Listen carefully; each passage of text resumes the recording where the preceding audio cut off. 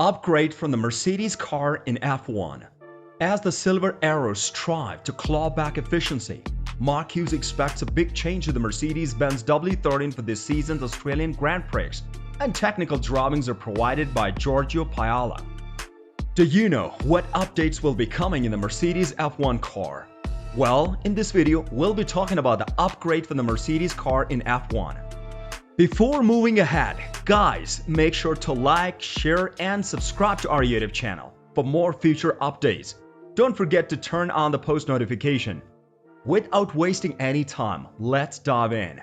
This week in Melbourne, Mercedes will make the first big hardware update to their vehicle.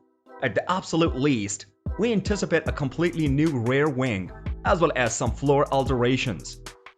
These are the first steps in what the team hopes will be a development plan that will allow them to unlock the potential of their W13 concept.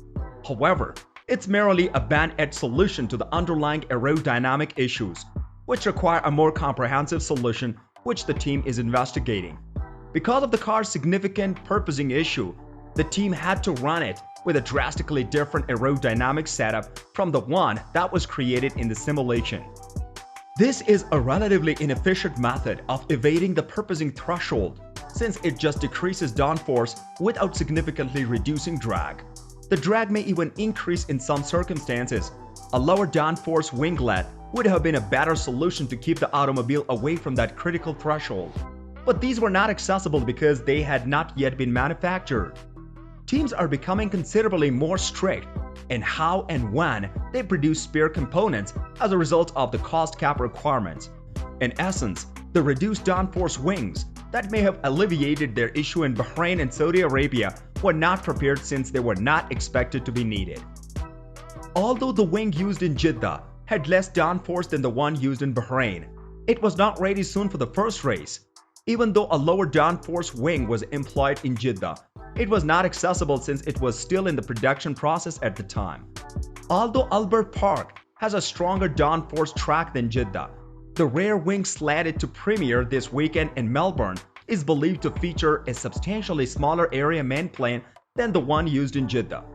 However, the alteration to the track layout, particularly the elimination of the ancient turn 9 to 10 chicane, implied that the Australian circuit would reward long drag more again.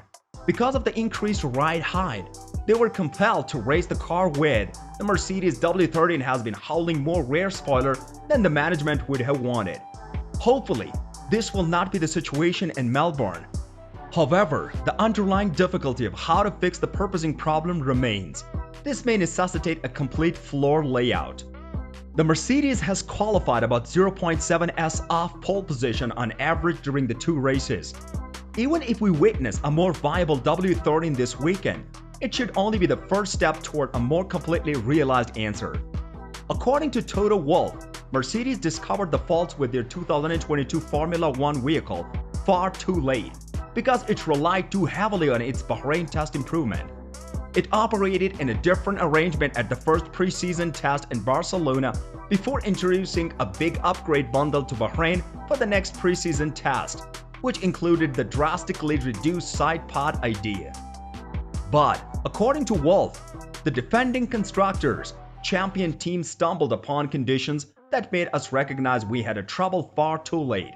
Mercedes was left with porpoising issues that made the W13 a tough vehicle for Lewis Hamilton and George Russell to control, as well as a package that appeared to be significantly slower than Red Bull and Ferrari.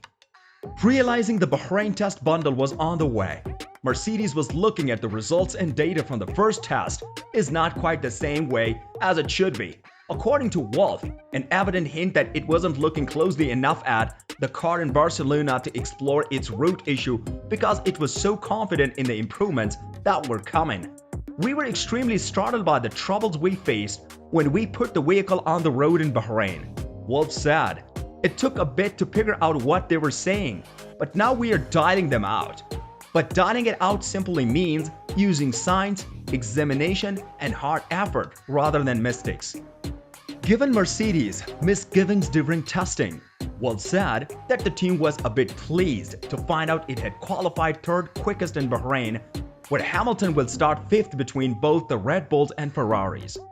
Mercedes is a second behind the speed, according to new signing Russell, and will be battling the Alfa Romeos and Alfa Tauri, while Valtteri Bottas of Alfa Romeo outqualified the guy who supplanted him at Mercedes and classified alongside his old teammate Lewis Hamilton on the third line.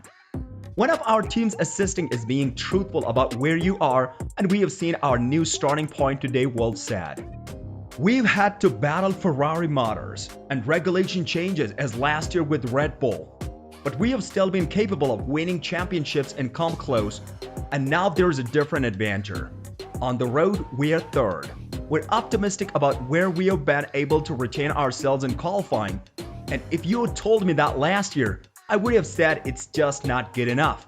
But that's the brutal truth about where we are now. Now we know to look for the target. Russell finished only 8th following what Wolf termed a shortcoming of the team, and instructing him to push aggressively on his outlap, causing his tires to be excessively hot as he came into turn 1. In respect of the single lap today, we're missing half a second, he assessed it. On the time sheets, it was more, and we only had 1 lap on the newer softs. That's most likely where we view ourselves, but we're also aware of where we are losing ground. The race to catch up has begun. The changes, according to trackside engineering head Andrew Showlin, may not immediately address all of the Mercedes difficulties, but will at least demonstrate that it's on the correct track. We know where we are at present. We know the disparity that we need to close to get where we want to be, Showlin said in the team's regular post-race weekend analysis video. But as a team, we are focused on the engineering problem that this is, and it's a very intriguing engineering challenge. It's a bit of a cliche, but the fact is, we can't run the vehicle where we plan it to be run, Showlin said when asked to elaborate on Wolff's remark. We're having to run greater ride heights, and higher ride heights mean less performance. Now, it might be true for practically any automobile on the road, as many individuals are experiencing this issue, and we know that raising the car can help. These are the current upgrades. For Miami, Mercedes-Benz W30 and Mercedes-Benz is not a Mercedes-Benz. I'm the best form of my life right now, and a lot of people are disappointed. They aren't entirely out of the question, but there's Ferrari, Red Bull if they win another championship and want to stay on top of the current events. They don't have any other options. Please, Mercedes, trackside. The engineering director, Andrew Showlin, has hinted that they've been looking at the possibilities for improvement.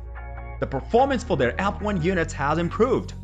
With the implementation of an engine freeze, F1 teams are unable to collaborate and develop. Power units are now being used. On the course, there is still a lot of space for error. With people questioning why Mercedes has been continuing to lag for the first few races, the group understands that the issue they are currently facing has a good chance of being resolved, and they're attempting to look at all the angles and take into account all the consideration that could help them develop. Now, before we tell you that we consider Mercedes is up to, tell us what you believe they are up to by commenting on your thoughts. According to Showlin, the team is continuously working and attempting to understand what substantial changes can be made to enhance their overall effectiveness on the track. And they are checking up on the W13 power unit, particularly in terms of handling the unit's implementation. They believe there are tons of aspects that they could update. But since an engine sanction has been put out, the only job at the moment is to boost its consistency so it doesn't break down by the very end of the race. But with that in their brains, they are not gonna stop trying to see what they will do within the engine freezes legislation and requirements. They're looking into the mods and some potential measures for how they would better utilize them. Where there was something they are lacking that's not obvious, that might assist them to move quicker, or how they can deploy obtainable mods. Mercedes isn't as quick as they were in the past years, so they are scrambling to improve in all areas, especially when years of titles and reputation are at the stake. So they are focusing a lot of their attention on their power unit. Furthermore, the crew is dedicating a huge amount of time to their chassis and noticing if there are any items that they can do to improve their performance. So they're trying to find something. It's no mystery that no one is more displeased with the Mercedes results than the real people in the team, as seen in the Mercedes Formula One team manager Toto Wolff's newest response and apology to the Lewis Hamilton back at the Emilia-Romagna. The 7-time world title stunned the world by finishing 13th, a far cry from his past track record of always placing in the top 3 positions.